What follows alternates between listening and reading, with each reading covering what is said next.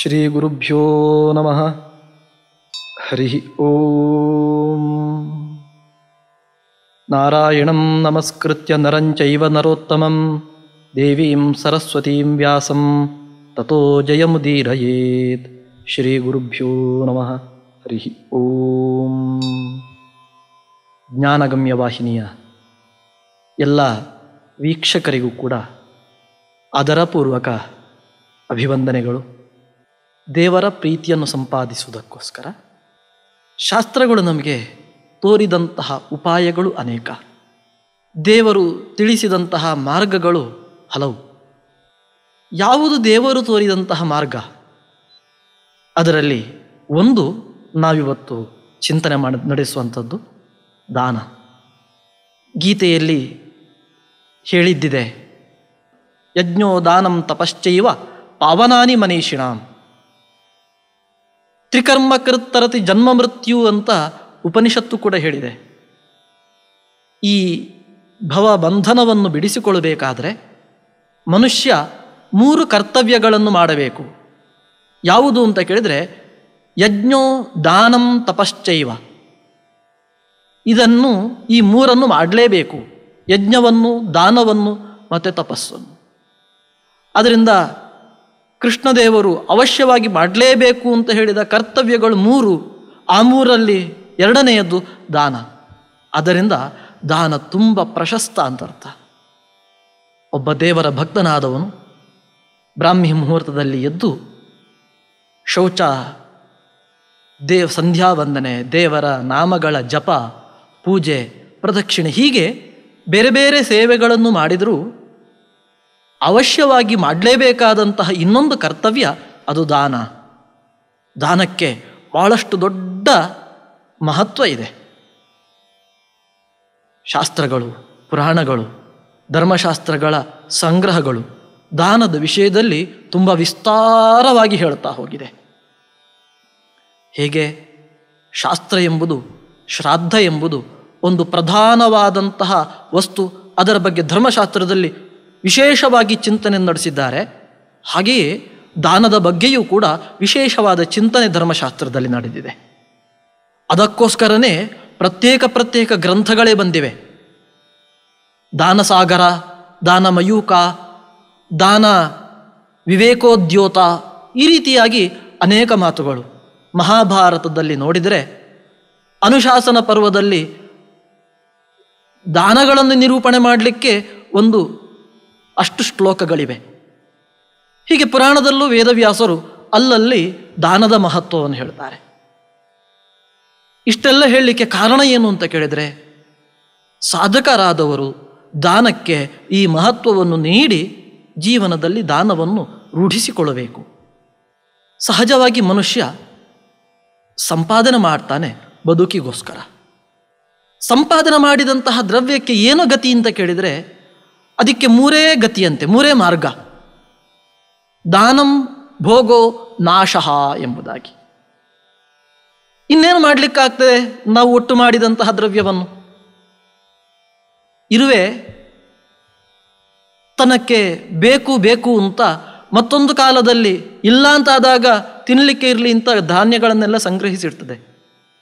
ಇಟ್ಟಂತಹ ಧಾನ್ಯ ಒಂದು ಪ್ರವಾಹ ಬಂದರೆ ಅಥವಾ ಇನ್ನೇನು ಅನಾಹುತ ಆದರೆ ಅದೆಲ್ಲ ನಾಶ ಆಗಿ ಹೋಯಿತು. ಹಾಗೆಯೇ ಮನುಷ್ಯನು ಕೂಡ ತಾನು ಕೂಡಿಟ್ಟ ಧನವನ್ನು ತಾನು ವಿನಿಯೋಗ ಮಾಡಿಕೊಳ್ಳದೇ ಇದ್ದರೆ ಅದು ಒಂದು ಕಾಲದಲ್ಲಿ ನಾಶ ಆಗಿ ಹೋಗ್ತದೆ. ಹಾಗಾದರೆ ಅದಕ್ಕೆ ಏನು ಉಪಾಯ ಅಂತ ಕೇಳಿದರೆ, ಆ ಧನಕ್ಕೆ ವಿನಿಯೋಗ ಹೇಗೆ ಅಂತ ಕೇಳಿದರೆ ಮೊದಲನೇದಾಗಿ ಹೇಳುವಂಥದ್ದು ದಾನಂ. ದಾನ ಮಾಡಲಿಲ್ವಾ ಭೋಗ. ಇದು ಎರಡನ್ನೂ ಮಾಡಲಿಲ್ಲ ಅಂತಂದರೆ ಕೊನೆಗೆ ಅದು ನಾಶವೇ ಅಂತ. ಒಂದು ಕಡೆ ಹೇಳ್ತಾರೆ, ಆಯಾಸದಿಂದ ಸಂಪಾದಿತವಾದಂತಹ ಧನ ಇನ್ನು ಪ್ರಾಣೇಭ್ಯೋಪಿ ಗರೀಯ ಸಹ.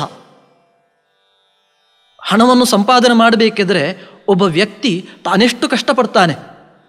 ಬೆಳಗ್ಗಿನಿಂದ ಸಂಜೆಯ ತನಕ, ವಾರದಲ್ಲಿ 6-7 ದಿನ, ಇಡೀ ತಿಂಗಳು, ಇಡೀ ವರ್ಷ ಮಾತ್ರ ಅಲ್ಲ, ಯೌವನದ ಒಳ್ಳೆಯ ಘಟ್ಟದಲ್ಲಿಯೂ ಕೂಡ ತನ್ನ ಆಯುಷ್ಯವನ್ನು ಯಾವುದಕ್ಕೆ ವಿನಿಯೋಗ ಮಾಡ್ತಾನೆ? ಧನ ಸಂಪಾದನೆಗೆ. ಇವತ್ತಿನ ಜೀವನ ಕ್ರಮದಲ್ಲಿ ನಾವು ಮಕ್ಕಳಿಗೆ ವಿದ್ಯೆಯನ್ನು ಕೊಡುವಾಗ ದೃಷ್ಟಿಕೋನ ಏನು? ಮಗುವಿನ ಶಾರೀರಿಕ ಮಾನಸಿಕ ವಿಕಸನ ಅದು ಒಂದಾದರೆ, ಅದಕ್ಕಿಂತಲೂ ಪ್ರಧಾನವಾಗಿ ನಾವು ನೋಡುವುದು ಭವಿಷ್ಯತ್ ಕಾಲದಲ್ಲಿ ಮಗುವಿಗೆ ಒಳ್ಳೆಯ ವೃತ್ತಿ ಸಿಗಬೇಕು. ವೃತ್ತಿ ಅಂದರೆ ಮತ್ತೆ ಒಳ್ಳೆಯ ಹಣ ಸಂಪಾದನೆಯ ಮಾರ್ಗ. ವೃತ್ತಿ ಶಬ್ದಕ್ಕೆ ಯದ್ಯಪಿ ಅರ್ಥ ಹಣ ಸಂಪಾದನೆಯ ಉದ್ಯೋಗ ಅಂತ ಅರ್ಥ ಅಲ್ಲ, ಇರುವಿಕೆ ಅಂತ ಅರ್ಥ. ಚೆನ್ನಾಗಿ ಇದ್ರೆ ಅದು ಒಳ್ಳೆಯ ವೃತ್ತಿ ಅಂತ ಅರ್ಥ. ಆದರೆ ಇವತ್ತಿನ ಯೋಚನೆಯಲ್ಲಿ ಒಳ್ಳೆಯ ಇರುವಿಕೆ ಅಂದರೆ ಹೇಗೆ? ಬೇಕಾದಷ್ಟು ಕೈ ತುಂಬ ಹಣ, ಯಾವುದಕ್ಕೆ ಖರ್ಚು ಮಾಡಲಿಕ್ಕೂ ಕೂಡ ಹಿಂದೆ ಮುಂದೆ ನೋಡಬೇಕಾದಂತಹ ಪರಿಸ್ಥಿತಿ ಬಾರದೇ ಇರುವಂತೆ ಇರುವಿಕೆಯೇ ಅದು ನಿಜವಾದ ವೃತ್ತಿ ಅಂತ. ಅದಕ್ಕೋಸ್ಕರನೇ ಬಾಲ್ಯದಿಂದ ವಿದ್ಯಾಭ್ಯಾಸ, ಅದಕ್ಕನುಗುಣವಾದಂತಹ ಬೇರೆ ಬೇರೆ ವಿದ್ಯೆಗಳ ಸಂಪಾದನೆ, ಕೊನೆಗೆ ವೃತ್ತಿಗೋಸ್ಕರ ಪ್ರವೃತ್ತಿ, ವೃತ್ತಿಯಾಯಿತು. ಆ ವೃತ್ತಿಯಲ್ಲಿ ಮತ್ತೆ ತನ್ನ ವೃದ್ಧಾಪ್ಯದಲ್ಲಿ ತನಗೆ ಖರ್ಚಿಗೆ ಬೇಕು ಅಂತೇಳಿ ಒಂದಷ್ಟು ಹಣದ ಕೂಡಿಡುವಿಕೆ, ತನಗೆ ತನ್ನ ವೃದ್ಧಾಪ್ಯದಲ್ಲಿ ಮಾತ್ರ ಅಲ್ಲ, ತನ್ನ ನಂತರ ತನ್ನ ಮಕ್ಕಳಿಗೆ ಮೊಮ್ಮಕ್ಕಳಿಗೆ. ಮನುಷ್ಯ ಹೀಗೆ ತನ್ನ ಜೀವಿತದಲ್ಲಿ ಆದಿಯಿಂದ ಅಂತ್ಯದ ತನಕನೂ ಹಣದ ಯೋಚನೆಯಲ್ಲೇ ಬದುಕ್ತಾನೆ, ಹಣವನ್ನು ಒಟ್ಟು ಮಾಡ್ತಾನೆ. ಪ್ರಾಣೇಭ್ಯೋಪಿ ಗರೀಯ ಸಹ. ಆದ್ದರಿಂದ ತಾನು ತುಂಬ ಶ್ರಮಪಟ್ಟು ಸಂಪಾದನೆ ಮಾಡಿದ್ದು ಆ ಹಣ ಎಷ್ಟು ಅಂತ ಕೇಳಿದರೆ ಪ್ರಾಣೇಭ್ಯೋಪಿ ಗರೀಯ ಸಹ, ತನ್ನ ಪ್ರಾಣಕ್ಕಿಂತಲೂ ಅದು ದೊಡ್ಡದು ಅಂತ ನೋಡ್ತಾ ಇರ್ತಾನೆ. ಆ ಹಣವನ್ನು ರಕ್ಷಣೆ ಮಾಡೋದಕ್ಕೋಸ್ಕರ ಎಷ್ಟು ದೊಡ್ಡ ಅಪಾಯವನ್ನೂ ಕೂಡ ಎದುರಿಸಲಿಕ್ಕೆ ತಾನು ಸಿದ್ಧನಾಗ್ತಾನೆ. ಇಂತಹ ಒಂದು ವೇಳೆ ಹಣವನ್ನು ತಾನು ಒಂದು ವೇಳೆ ಖರ್ಚು ಮಾಡಲಿಲ್ಲ ಅಂತಾದರೆ ಹೇಗೆ ಖರ್ಚು ಮಾಡಬೇಕು? ಒಂದೋ ದಾನ ಅಥವಾ ಭೋಗ. ಅದಕ್ಕೆ ನಿಜವಾದಂತಹ ದಾರಿ ಯಾವುದು ಅಂತ ಕೇಳಿದರೆ ದಾನ ಅಂತ ಹೇಳ್ತಾರೆ. ದಾನಂ ಅನ್ಯಾಹ ವಿಪತ್ತಯ. ಒಂದು ವೇಳೆ ದಾನ ಮಾಡಲಿಲ್ಲ ಅಂತಂದರೆ ಉಳಿದ ಮಾರ್ಗ ವಿಪತ್ತಿನ ಮಾರ್ಗ. ಕೂಡಿಟ್ಟ ಹಣಕ್ಕೆ ಸಾರ್ಥಕ್ಕೆ ಹೇಗೆ? ದಾನದ ಮೂಲಕ. ದಾನವನ್ನು ಮಾಡದೇ ಇದ್ದರೆ ನಿನಗೆ ವಿಪತ್ತು ಬರ್ತದೆ. ತಾನು ಒಂದೋ ಭೋಗಿಸಬೇಕು. ತಾನು ಭೋಗಿಸಿದರೆ ಮತ್ತೆ ಅನೇಕ ರೋಗಗಳು, ಅದರ ವಿಪರಿಣಾಮಗಳು, ತಲೆ ಕೆಡುವುದು ಅಥವಾ ಬುದ್ಧಿಯೇ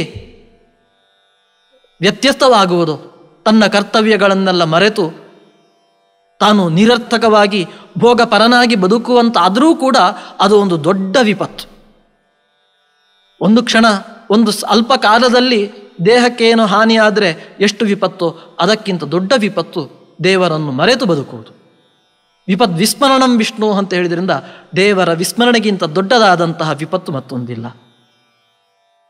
ಹೀಗೆ ತಾನು ಭೋಗಕ್ಕೋಸ್ಕರ ಹಣವನ್ನು ವಿನಿಯೋಗ ಮಾಡಿದರೆ ಒಂದು ಈ ರೀತಿಯಾದ ವಿಪತ್ತು ಅಥವಾ ನಾನಾ ರೀತಿಯಾದಂತಹ ಆದಿವ್ಯಾಧಿರೂಪವಾದಂತಹ ವಿಪತ್ತು. ತನಗೋಸ್ಕರನೂ ಖರ್ಚು ಮಾಡಲಿಲ್ಲ ಅಂತಂದರೆ ಮತ್ತೆ ಕಳ್ಳ ಕಾಕರ ಭಯ, ರಾಜಭಯ, ಆ ಹಣಕ್ಕಾಗಿ ಮತ್ತೆ ಅನೇಕ ಮಂದಿ ತಮ್ಮನ್ನು ಕಾಡುವ ಭಯ, ತನ್ನೊಳಗೆ ಶತ್ರುಗಳು ಉಂಟಾಗುವ ಭಯ. ಹೀಗೆ ಆಯಾಸೋಪಾರ್ಜಿತವಾದಂತಹ ಹಣವನ್ನು ದಾನಕ್ಕೋಸ್ಕರ ವಿನಿಯೋಗ ಮಾಡಬೇಕು ಅಂತ ಹೇಳ್ತಾರೆ. ಯದ್ದದಾತಿ ಯದಶ್ನಾತಿ ತದೇವ ಧನಿನಾಂ ಧನಂ. ಧನಿಕರು ಕೂಡಿಟ್ಟ ಧನ ಅದು ಧನ ಆಗುವುದು ಯಾವಾಗ ಅಂತ ಕೇಳಿದರೆ ಯದ್ದದಾತಿ. ಒಂದು ವೇಳೆ ಕೊಟ್ಟರೆ ಅದು ದಾನ, ಕೊಡಲಿಲ್ಲ ಕೊನೆಯ ಪಕ್ಷ ಅವನಾದರೂ ಉಪಯೋಗ ಮಾಡಬೇಕು. ಒಂದು ವೇಳೆ ತಾನೂ ಉಣ್ಲಿಲ್ಲ ಮತ್ತೊಬ್ಬರಿಗೂ ಕೊಟ್ಟಲಿಲ್ಲ ಅಂತಂದರೆ ಅನ್ಯೇ ಮೃತಸ್ಯ ಕ್ರೀಡಂತಿ ದಾರೈರಪಿ ಧನೈರಪಿ. ಇಲ್ಲ ಅಂತಂದರೆ ತಾನು ಮಾಡಿಟ್ಟ ಕೂಡಿಟ್ಟ ಹಣ ಅದು ಮತ್ತೆ ಯಾರದ್ದೋ ಸೊತ್ತಾಗ್ತದೆ, ಅನ್ಯರೊಂದಿಗೆ ಆ ಹಣ ಆಟವಾಡ್ತದೆ.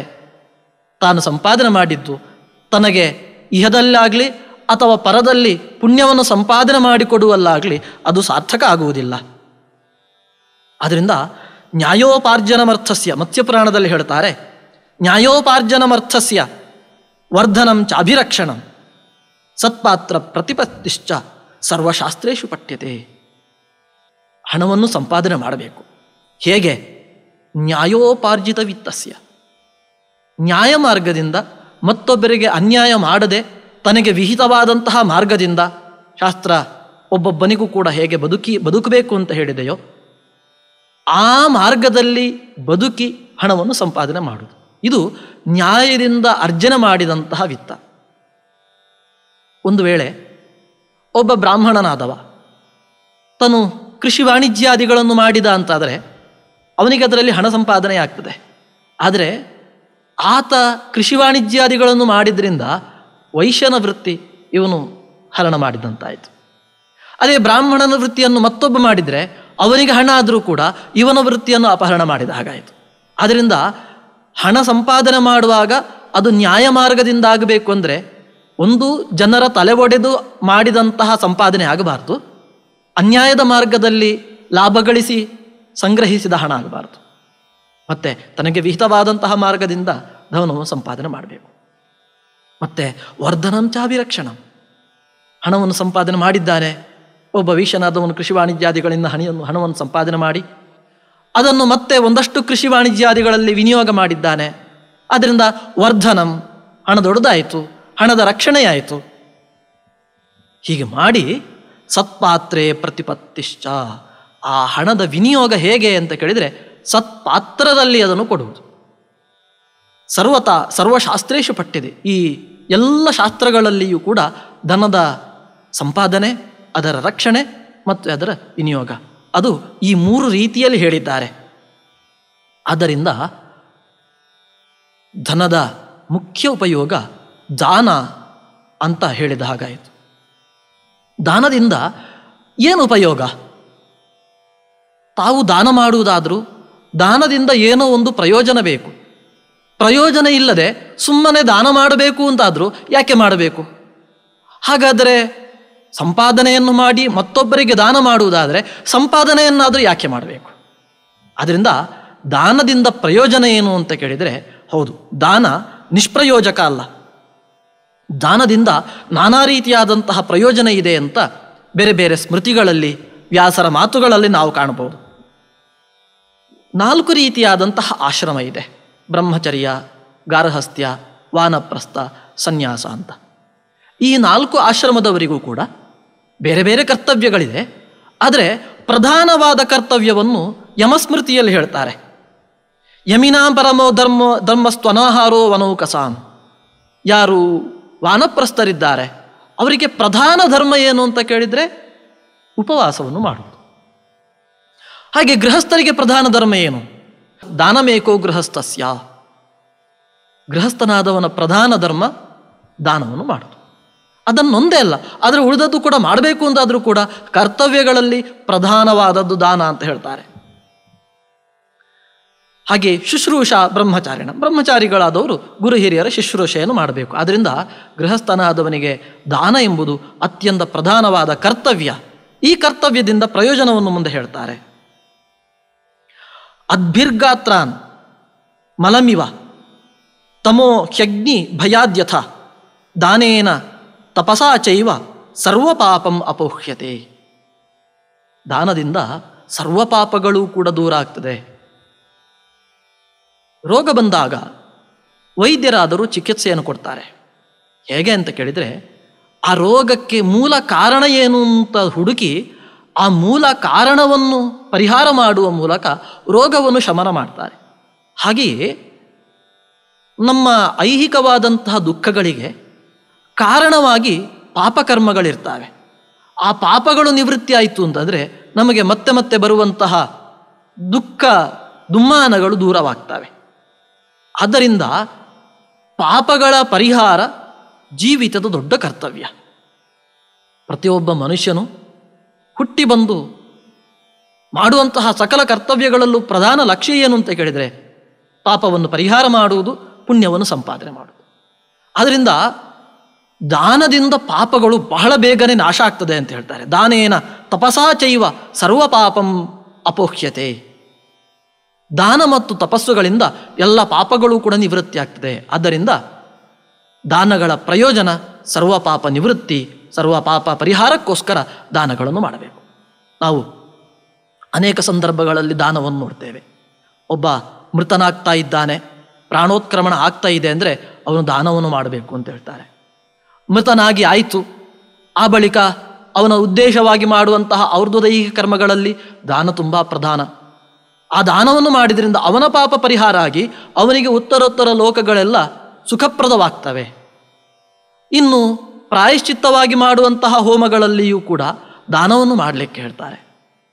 ಪಾಪ ಪರಿಹಾರಕ್ಕೆ ಹೋಮವನ್ನು ಮಾಡಿ ಆಯಿತು, ಕಲಶ ಸ್ನಾನವನ್ನು ಮಾಡಿ ಆಯಿತು, ಆದರೂ ಕೂಡ ಅಷ್ಟರಿಂದಲೇ ಪಾಪ ಪರಿಹಾರ ಆಗುವುದಿಲ್ಲ, ದಾನವನ್ನು ಮಾಡಬೇಕು. ಯಾಕೆಂದರೆ ದಾನದಿಂದ ಪಾಪಗಳೆಲ್ಲ ಪರಿಹಾರ ಆಗ್ತದೆ. ಕೇವಲ ಪಾಪ ಪರಿಹಾರ ಮಾತ್ರ ಅಲ್ಲ, ದಾನ ನಮ್ಮ ಇಷ್ಟಾರ್ಥ ಸಾಧಕವೂ ಹೌದು ಅಂತ ಹೇಳ್ತಾರೆ. ಹುತೇನ ಶಾಮ್ಯತೆ ಪಾಪಂ ಸ್ವಾಧ್ಯಾಯೇ ಶಾಂತಿರುತ್ತಮ ದಾನೇನ ಭೋಗ ಇತ್ಯಾಹುಹು. ದಾನದಿಂದ ತನಗೆ ಎಲ್ಲ ಸುಖಭೋಗಗಳ ಪ್ರಾಪ್ತಿಯಾಗ್ತದೆ. ಆದ್ದರಿಂದ ಯಾರಿಗೆ ಯಾವುದರ ಭೋಗ ಬೇಕು ತತ್ತದ್ರವ್ಯಗಳನ್ನು ದಾನ ಮಾಡಬೇಕು. ಅಷ್ಟೇ ಅಲ್ಲದೆ ಒಂದು ವಸ್ತುವನ್ನು ತಾನು ಅನುಭವಿಸಬೇಕು ಅಂತಾದರೆ, ಅವನಿಗೆ ಅನುಭವಿಸುವ ಯೋಗ್ಯತೆ ಬರಬೇಕು ಅಂತಾದರೆ ಆ ವಸ್ತುವನ್ನು ಒಬ್ಬನಿಗೆ ದಾನ ಮಾಡಬೇಕು. ಅದರಿಂದ ಇವನಿಗೆ ಭೋಗ ಅರ್ಹತೆ ಬರ್ತದೆ. ಆದ್ದರಿಂದ ದಾನದಿಂದ ವಿಶೇಷವಾದಂತಹ ಸುಖಭೋಗಗಳ ಪ್ರಾಪ್ತಿಯೂ ಕೂಡ ಒಂದು ಪ್ರಯೋಜನ ಅಂತ ಹೇಳ್ತಾರೆ. ಹಾಗೆಯೇ ವಿಷ್ಣು ಧರ್ಮೋತ್ತರ ಎಂಬ ಪುರಾಣ ದಾನವನ್ನು ಮಾಡುವಲ್ಲಿ ಒಂದು ಎಚ್ಚರವನ್ನು ನೀಡ್ತದೆ. ಒಬ್ಬ ವ್ಯಕ್ತಿ ಜೀವನದಲ್ಲಿ ದಾನವನ್ನು ಮಾಡ್ತಾ ಇಲ್ಲ ಅಂತಂದರೆ ಅವನಿಗೆ ತುಂಬ ಕೆಡುಕು ಕಾದಿದೆ ಅಂತ. ಯಾಕೆ ಅಂತ ಕೇಳಿದರೆ, ಅದತ್ತದಾನಾನ್ ಕೃಪಣಾನ್ ದೃಷ್ಟ್ವೇಹ ಪರ ತರ್ಕಕಾನ್ ಪಾರತ್ರಿಕಂ ವಿಧಿಂ ಕುರ್ಯಾತ್ ದಾನಂ ವಿಪ್ರಹ ಅಂತ ಹೇಳ್ತಾರೆ. ಒಬ್ಬ ಭಿಕ್ಷುಕ ಮನೆಗೆ ಬರ್ತಾನೆ, ಅವನನ್ನು ನೋಡಿ ನೀನು ಪಾಠ ಕಲಿ. ಅದತ್ತದಾನಾನ್ ಕೃಪಣಾನ್ ಯಾಕೆ ಅಂತ ಕೇಳಿದರೆ, ಇವತ್ತು ಅವರು ಭಿಕ್ಷುಕರಾಗಿ ಬಂದಿದ್ದಾರೆ ಅಂತಂದರೆ ಅವರು ಪೂರ್ವದಲ್ಲಿ ದಾನವನ್ನು ಮಾಡಿಲ್ಲ ಅಂತ ಅರ್ಥ. ಅವನು ಹೇಳ್ತಾನಂತೆ, ಭಿಕ್ಷುಕ ಬಂದು ಯಾಕೆ ಹೋಗ್ತಾನೆ? ಕೇವಲ ಅವನು ಭಿಕ್ಷೆಯನ್ನು ಪಡೆಯುವ ಉದ್ದೇಶದಿಂದ ಬಿರುವುದಲ್ಲ. ಭಿಕ್ಷಾಪ್ರಾಪ್ತಿ ಅದು ಅವನ ಪ್ರಯೋಜನ ಆದರೆ ಗೃಹಸ್ಥನಿಗೆ ಒಂದು ಎಚ್ಚರವನ್ನು ಕೊಟ್ಟು ಹೋಗ್ತಾನಂತೆ. ಅದತ್ವಾ ಮಾದೃಶೋ ಮಾಭೂತ್ ದತ್ವಾ ತ್ವಂ ತ್ವಾದೃಶೋ ಭವ ಅಂತ. ಶ್ರೀಮಂತನ ಬಳಿಗೆ ಬಂದ ಭಿಕ್ಷುಕನ ಸೂಚನೆ ಏನು ಅಂತ ಕೇಳಿದರೆ, ನೋಡಪ್ಪ, ನೀನು ನನಗೆ ಭಿಕ್ಷೆಯನ್ನು ಕೊಟ್ಟು ನಿನ್ನ ಹಾಗೆ ಆಗು, ನೀನು ನನಗೆ ಕೊಡದೆ ನನ್ನಂಥವನು ಆಗಬೇಡ. ನೀನು ದಾನವನ್ನು ಕೊಡದೇ ಇದ್ದರೆ ಮುಂದೆ ನನ್ನವಂಥವನಾಗ್ತಿ. ನೀನು ಕೂಡ ಭಿಕ್ಷಾಪಾತ್ರೆಯನ್ನು ಹಿಡಿದುಕೊಂಡು ಅಲೇಬೇಕಾಗ್ತದೆ. ಒಂದು ವೇಳೆ ನೀನಿವತ್ತು ನನಗೆ ದಾನವನ್ನು ಕೊಟ್ಟಿ ಅಂತಂದರೆ ನಿನ್ನ ಈ ಸಂಪತ್ತು ಸಾರ್ಥಕವಾಗಿ ಮುಂದಿನ ಜನ್ಮದಲ್ಲಿಯೂ ಕೂಡ ನೀನು ಮತ್ತೆ ಶ್ರೀಮಂತನಾಗಿ ಹುಟ್ಟುತ್ತಿ. ಆದ್ದರಿಂದ ವಿಷ್ಣು ಧರ್ಮೋತ್ತರ ಎಚ್ಚರಿಸ್ತದೆ, ಇಂತಹ ಪರತರ್ಕಕಾನ್ ಬೇರೆಯವರಲ್ಲಿ ಬೇಡ್ತಾ ಇರುವಂತಹ ಕೃಪಣರನ್ನು, ಅತ್ಯಂತ ದುರ್ಗತಿಕರನ್ನು, ದರಿದ್ರರನ್ನು ನೋಡಿಯಾದರೂ ಕೂಡ ನೀನು ದಾನ ಕೊಡಬೇಕು. ಆದ್ದರಿಂದ ದಾನ ಎಂಬುದು ತುಂಬ ಮುಖ್ಯವಾದಂತಹ ಕೆಲಸ. ಅದಕ್ಕೋಸ್ಕರನೇ ಕೃಷ್ಣದೇವರು ಹೇಳ್ತಾರೆ, ಪಾವನಾನಿ ಮನೀಷಿಣ, ನೀವು ಎಷ್ಟು ದಾನ ಕೊಡ್ತೀರೋ ಅಷ್ಟು ನಿಮ್ಮ ಪಾಪಗಳನ್ನು ಕಳೆದುಕೊಡ್ತೀರಿ. ದೇವರು ನಮಗೆ ಯಾಕೆ ಸಂಪತ್ತನ್ನು ಕೊಡ್ತಾರೆ ಅಂತ ಕೇಳಿದರೆ, ಸಂಪತ್ತನ್ನು ಕೊಟ್ಟಿದ್ದೇನೆ ಚೆನ್ನಾಗಿ ಅನುಭವಿಸಿ ಅಂತಲ್ಲ, ಮತ್ತೊಬ್ಬರಿಗೆ ಕೊಡುವುದಕ್ಕೋಸ್ಕರ ದೇವರು ನಮಗೆ ಸಂಪತ್ತನ್ನು ಕೊಟ್ಟದ್ದು. ಎಷ್ಟು ದಾನಕ್ಕೆ ಮಹತ್ವ ಇದೆ, ಕೊಡಬೇಕು ಎಂಬುದಾಗಿ ಹೇಳ್ತಾರೆ ಅಂತ ಕೇಳಿದರೆ, ತನ್ನ ಮಡದಿ ಮಕ್ಕಳಿಗೆ ಕಡಿಮೆಯಾದರೂ ತೊಂದರೆ ಇಲ್ಲ, ಅವರು ಉಪವಾಸ ಕೂತರೂ ತೊಂದರೆ ಇಲ್ಲ, ಸತ್ಪಾತ್ರರಿಗೆ ದಾನವನ್ನು ಕೊಡಬೇಕು. ಆದ್ದರಿಂದ ನಮ್ಮ ಆದಾಯದಲ್ಲಿ ನಾವು ಎಲ್ಲೋ ಕೆಲವು ಸಂದರ್ಭದಲ್ಲಿ ನೈಮಿತ್ತಿಕ ಕರ್ಮವನ್ನು ಮಾಡುವಾಗಲೋ ಪ್ರಾಯಶ್ಚಿತ್ತ ಕರ್ಮವನ್ನು ಮಾಡುವಾಗಲೋ ಒಂದಷ್ಟು ದಾನಕ್ಕೋಸ್ಕರ ಅಂತ ವಿನಿಯೋಗ ಮಾಡ್ತೇವೆ. ಆದರೆ ಅದು ಏನು ವಿನಿಯೋಗನೇ ಅಲ್ಲ. ನಮ್ಮ ಆದಾಯದಲ್ಲಿ ಪ್ರಧಾನವಾದ ವಿನಿಯೋಗವೇ ಅದು ದಾನಕ್ಕಾಗಬೇಕು. ಮತ್ತೆ ಭೋಗ.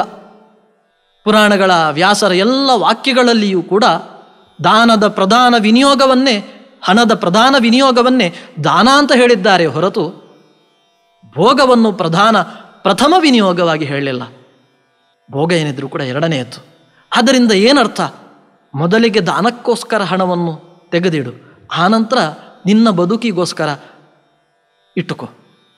ತನ್ನ ಬದುಕಿನ ಐಷಾರಾಮಿಯ ಮನೆ, ಐಷಾರಾಮಿ ವಾಹನಗಳು, ಆಕರ್ಷಕವಾದಂತಹ ಉಡುಗೆ ತೊಡುಗೆಗಳು, ಇದು ನಮ್ಮ ಭ್ರಮಾಲೋಕದಲ್ಲಿ ಒಂದಷ್ಟು ಸುಖದ ಕಲ್ಪನೆಗಳನ್ನು ನೀಡೀತೆ ಹೊರತು ಆತ್ಯಂತಿಕವಾದ ಪಾರಮಾರ್ಥಿಕವಾದ ಸುಖವನ್ನು ಕ್ಷೇಮವನ್ನು ನಮಗೆ ಕೊಡಲಿಕ್ಕೆ ಅದು ಸಾಧ್ಯ ಇಲ್ಲ. ಶಾಸ್ತ್ರದ ಮಾತಿನಂತೆ ತನ್ನ ಭೋಗಕ್ಕೋಸ್ಕರ ಈ ಹಣವನ್ನು ವಿನಿಯೋಗ ಮಾಡುವುದರಿಂದ ತನಗೆ ಬೇರೆ ಬೇರೆ ವಿಪತ್ತಿಗಳೇ, ಆದರೆ ದಾನದಿಂದ ಯಾವುದೇ ವಿಪತ್ತುಗಳಿಲ್ಲ.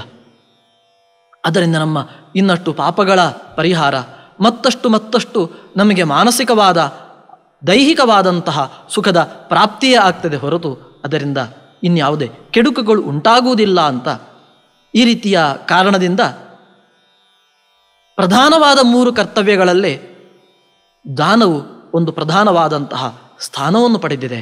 ಆದ್ದರಿಂದ ಜನರು ಜೀವನದ ಸಾರ್ಥಕ್ಯವನ್ನು ಬಯಸುವಲ್ಲಿ